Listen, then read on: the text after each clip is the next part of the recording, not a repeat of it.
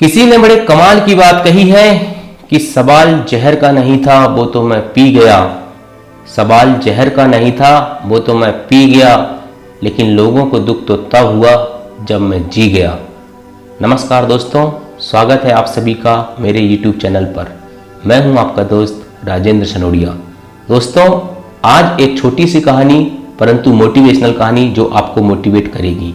ये कहानी है दोस्तों एक साधु परिवार की और उस गांव में रहने वाले उस साधु के भक्त परिवार की।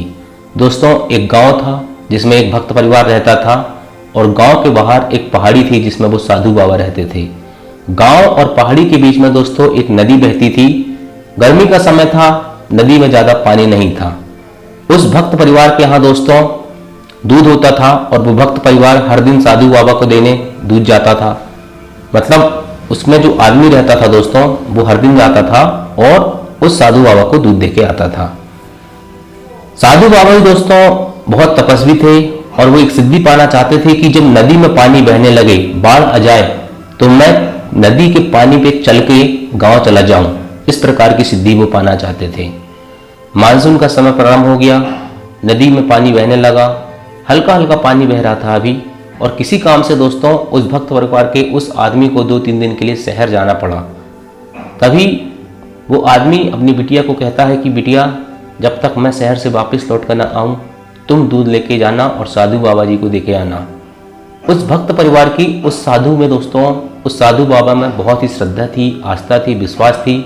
उनकी हर एक बात को बहुत अच्छे से मानते थे और उनकी हर एक बात में आंख मूंद कर विश्वास करते थे। जब वो बिटिया दूध देने के लिए साधु बाबा को जाती है तो उसकी माँ कहती है कि बिटिया जल्दी आ जाना, हो सकता है शाम को तेज बारिश हो और नदी में पानी आ जाए।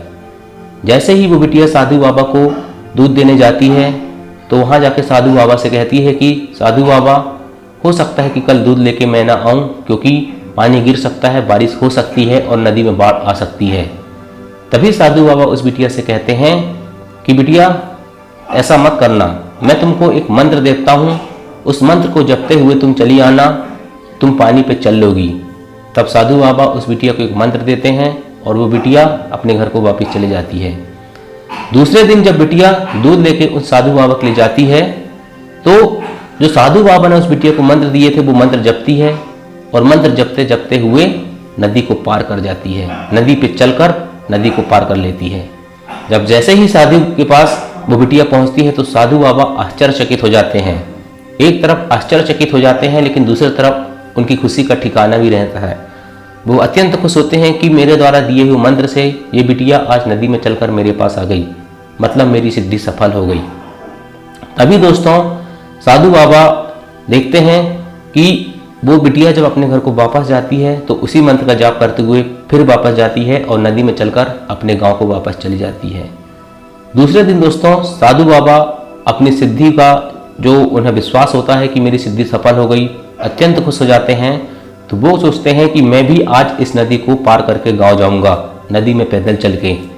तब वो साधु बाबा जैसे ही दोस्तों उस नदी को चलकर पार करने के लिए जाते हैं और अपना एक पैर आगे बढ़ाते हैं, बहुत सोच समझकर। जैसे ही अपना एक पैर उस नदी पर रखते हैं साधु बाबा डूब जाते हैं। क्यों डूब जाते हैं? क्योंकि दोस्तों साधु बाबा को विश्वास नहीं था, अपने आप में विश्वास नहीं था, अपने मंत्र पर विश्वास नहीं था, उन्हें शंका थी, इसलिए वो डूब जाते हैं। लेकिन जो मंत्र उन्होंने उस बिटिया को दिया हुआ था, उस बिटिया को पूरी आस्था थी, श्रद्धा थी, विश्वास थी, इसलिए दोस्तों वो नदी में नदी में चलकर पार कर गई। तो एक छोटी सी कहानी है दोस्तों, लेकिन हमें सिखाती है कि हमें अपने आप पर भरोसा रखना चाहिए, ठीक है, कि हम ये काम कर सकते हैं। विश्वास सबसे बड़ी चीज़ होती है दोस्तों। और एक स्टूडेंट लाइफ में दोस्तों, एक स्टूडेंट के लिए विश्वास बहुत अहम रोल करता है। यदि आप स्टूडेंट हैं तो आपको विश्वास होना चाहिए कि मैं यदि इस एग्ज़ाम को क्रैक कर सकता हूँ, तो मेहनत करिए और विश्वास रखिए, आपको सफलता निश्चित मिलेगी।